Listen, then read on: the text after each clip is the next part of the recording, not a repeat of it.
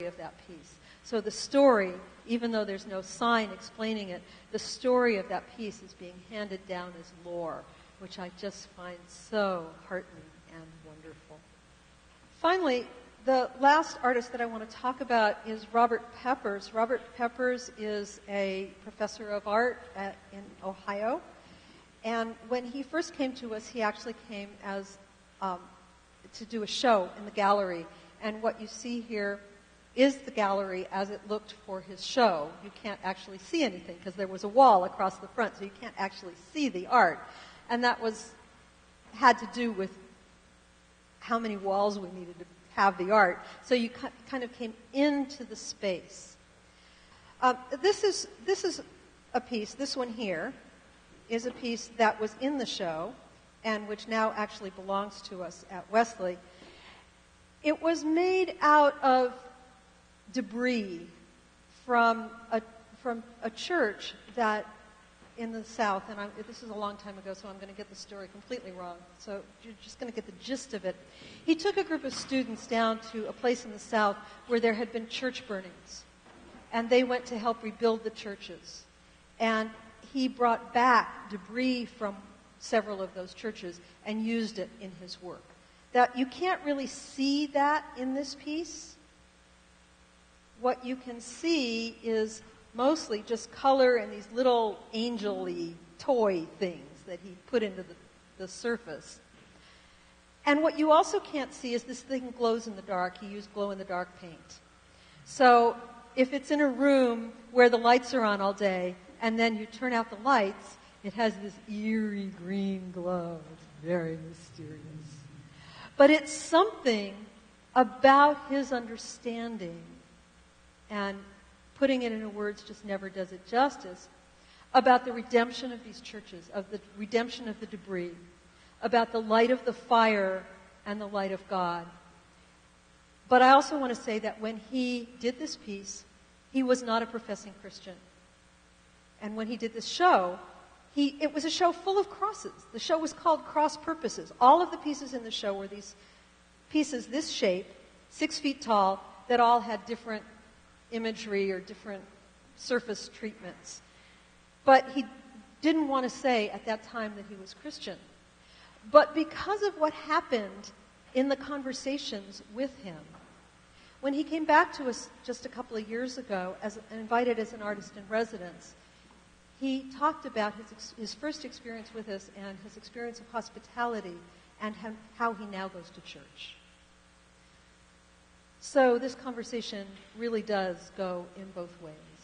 That I really believe that a big part of what we do at the center is that we are on mission to artists. That part of my personal mission, part of the mission of the center, is to redeem the rift between artists and the church, especially visual artists in the church, because so many visual artists feel that the church is not a home for them, or they have to leave their art outside the door, or they're going to be taken advantage of to make posters and teach children, or you name it, it's not an easy relationship.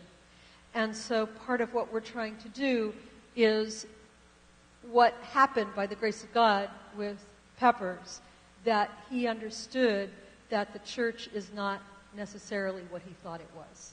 That the church can also be a place of healing and wholeness.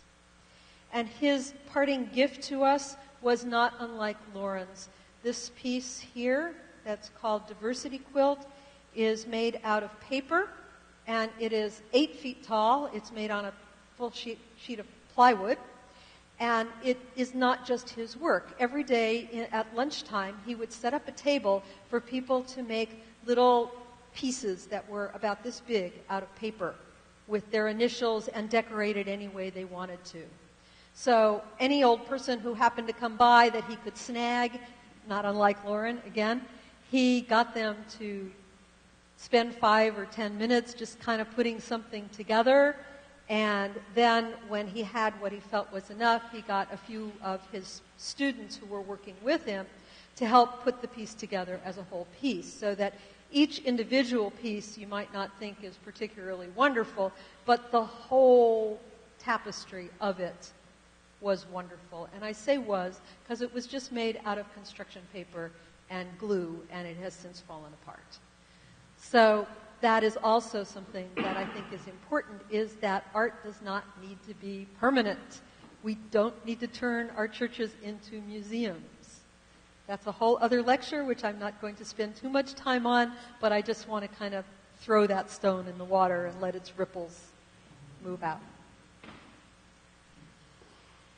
I mentioned that we have a gallery. We have actually a set-aside gallery space. It's about 500 square feet. It's a little jewel box.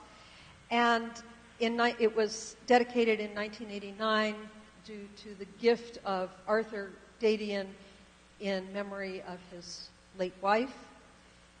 And it was part of a larger renovation of that part of the campus. So things were being torn up anyway, and Arthur Dadian gave the seminary a gift to make this wonderful little jewel box of gallery that I had the immense honor of being the curator there for 15 years. I did a lot of shows there. And it has some movable walls, so what I want to show you are views through the door of how it looked at different times, because we had these movable walls that we could put pretty much any place that we wanted to, just like a real gallery, just like a museum. And so it could look different at different times. The space itself became a different kind of space. And there's something wonderful about being a curator in a space that allows for that. There is something wonderful about having a set-aside space for art rather than the library or the cafeteria or the chapel or the other kinds of spaces that are often used as art gallery space in churches and in seminaries. There's a lot to be said about having those gallery spaces, those spaces function as gallery spaces, because you can't avoid them. If the art that you're showing is in the refectory or in the chapel or in the library, well, you can avoid the library, but you could probably avoid the chapel, but you can't avoid the lunchroom. Places where people naturally gather, there's something wonderful about having changing exhibits there. But there are also restrictions about having exhibits there. There are things that you cannot show in public spaces, that you can only show in a place that has a door that closes, that people have to make an intention to walk in. There is artwork that is wonderful that I would never in a million years put in our chapel, because it would fight with the liturgy, because it would fight with what we're trying to do in chapel. And there's artwork that I would put in chapel that I would never in a million years put in our gallery, because it's not meant for that kind of contemplation. It's meant to undergird the liturgy. It has a different function. And so when we confuse those functions, then people get confused. So I would say that there is art for the gallery, which has its purpose primarily as contemplation, and there's art for worship. And there's some overlap, but there are some pieces that should be kept separate. So I want to show you some other configurations of the gallery. This was the Y'all Come show, otherwise known as the community show. That's the one you asked about. Every other year, at the end of the spring semester, we have the Y'all Come show. The rule is anybody in the community can bring 2 pieces, and they will not be juried. As long as we have space, we'll show them. We promise that we'll show at least one by everybody, and if we have room, we'll show the second one as well. So we don't take any responsibility about being good art, bad art, whatever. It's just what people have been doing in the community. It's a place to share what people have been doing. And one of the things that I've discovered is that the work tends to get better over time. As people start to discover each other's work and they start to get a little bit more solid in their practice in the studio, the work just starts to get better. The conversation gets better.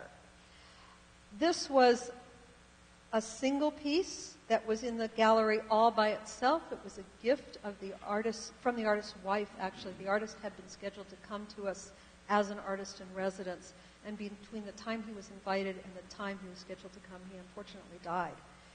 And the story of this particular artist is that he had been a dissident artist in Russia and couldn't show his work because it didn't conform to the right social realist whatever. And so he managed to get out of Russia and he moved to San Francisco. Well, guess what? His work didn't sell in San Francisco. It was some people liked it, but it didn't sell. He wasn't well received because the work didn't conform to what people were interested in. He was doing paintings. This painting is called Angel and Prophet, and it's sort of a self-portrait of himself as the prophet Jeremiah and having this conversation with a rather serious-looking angel, a rather fierce-looking angel, actually. Well, that subject matter didn't go over so well in the San Francisco art world in the 1990s. So he never really did succeed as an artist, although he did have a small following. But his widow was so grateful that we had even invited him, even though he never managed to come, that she gave us this piece. I want to say a word about that also, that our collection grows only because we have an artist in residence program. Part of what our artists in residence, part of their deal with us, is that they will come to us and spend a semester or 2 semesters, and we give them a stipend which is about equal to teaching a 1-credit class, and they take 10 students to work with them in the studio, up to 10 students for 1 credit, so that's a pretty good deal. They use the studio as much as they like. If they're from out of town, they have a room in the dorm, so they get to know our students really well. If they are local, they don't get a room in the dorm. They get to go home at night. They can take a class. If they're there for 1 semester, they take 1 class. If they're there for 2 semesters, they take 2 classes. And they're also invited to our faculty study sessions. So they are part of the community in as many ways as we can incorporate them into the community, so that conversation becomes as wide as it can. And then when they leave us a work of art. So that's how our collection grows. And the nice thing about that is that we can say to those potential donors who want to give us art that we don't want, oh no, our policy is we only take art from our artists in residence. That saves us from Aunt Lucy's monstrosity.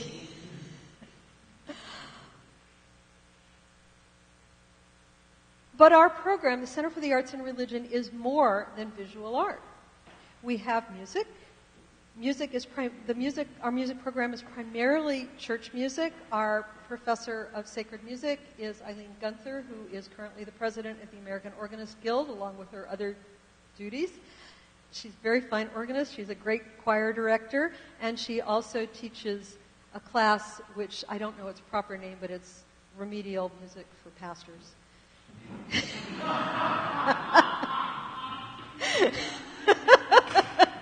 It's a little bit of how to sight read and how to read the hymnal and stuff like that. It's a very popular class, actually. And she also teaches classes in social justice and music, how music energized the social justice movement and continues to do so. And every other year she takes a group of students to South Africa to engage with people there, mostly around music. We also have courses in drama. Our primary instructor in drama is Daryl Davis, who is himself an actor and a playwright, and interestingly enough, is just completing a book on Dante. So there are some interesting things that are going on around here. But Daryl mounts a full-on production every spring and a dramatic reading in the fall. These productions are open to the public and free, and we try to get as many outside people as possible, and usually one time when it's shown, there's some kind of talk-back session with the actors afterwards. his classes are also very popular. They're frequently oversubscribed. We also have dance. Catherine Sparks, who was a student with us and simultaneously